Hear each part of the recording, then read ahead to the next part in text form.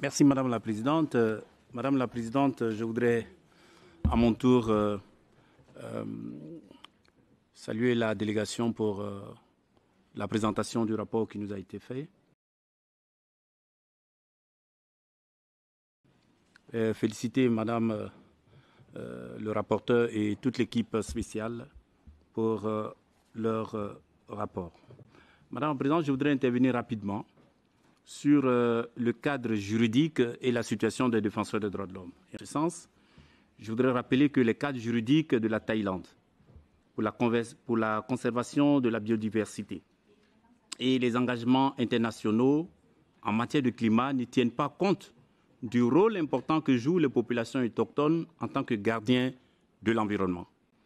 Dans le cadre d'une approche militarisée de la conservation, des communautés indigènes ont été expulsées de leurs terres ancestrales, poursuivies pour avoir mis en œuvre des pratiques traditionnelles, voire agressées et tuées.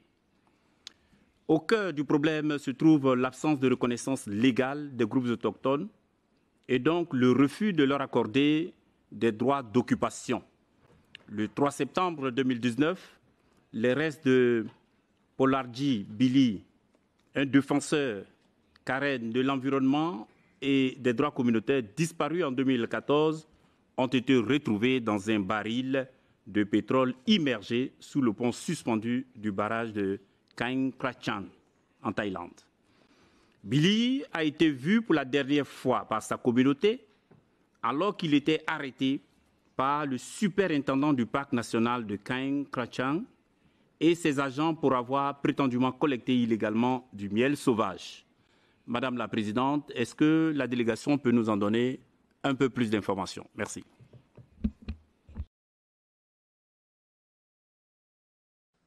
Madame la Présidente. Thank you very much, Madam Chair. Yesterday, I spoke about legal provisions relating to biodiversity conservation. I did receive some replies. I do, however, want to come back to the question and add to it. From 2014 to 2019, more than 29,000 cases have been brought before the courts. These are matters relating to biodiversity and violation of protected areas. So I would like to know more about these cases, how many cases have been resolved or had sentences passed, whether lands have been returned to local peoples who were claiming them. Thank you very much. Could you consider whether the national and local policies and laws have discriminatory impact on particular ethnic groups?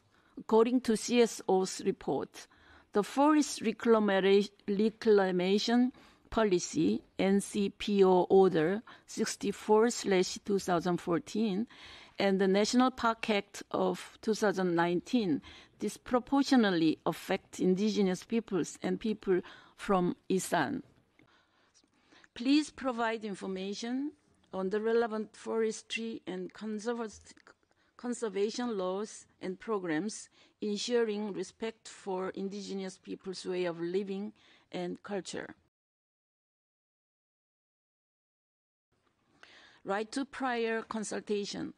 Please review the relevant forestry and conservation laws and programs ensuring respect for indigenous people's right to free, prior, and informed consent in decisions affecting them.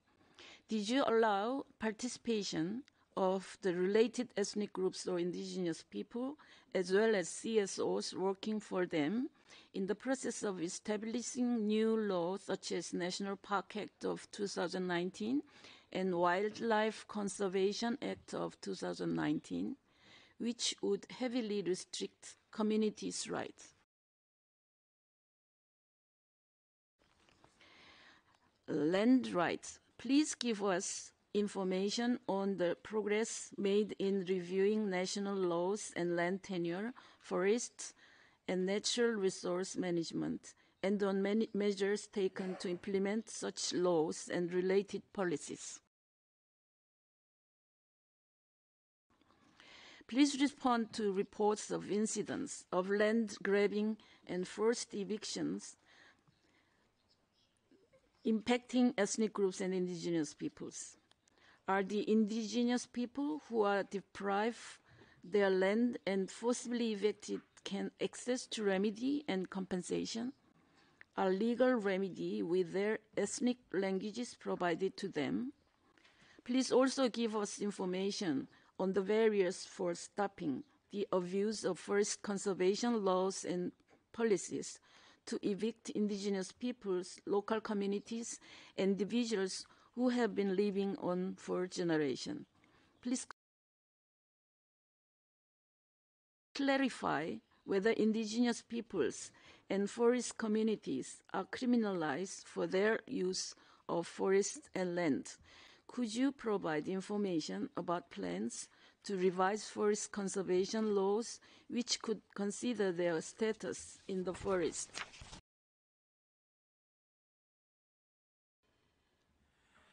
Can the state party kindly inform whether the KRACHAN National Park was registered with the UNESCO World Heritage Committee without free prior informed consent of the indigenous Karen communities, thus adversely impacting on their livelihood and culture?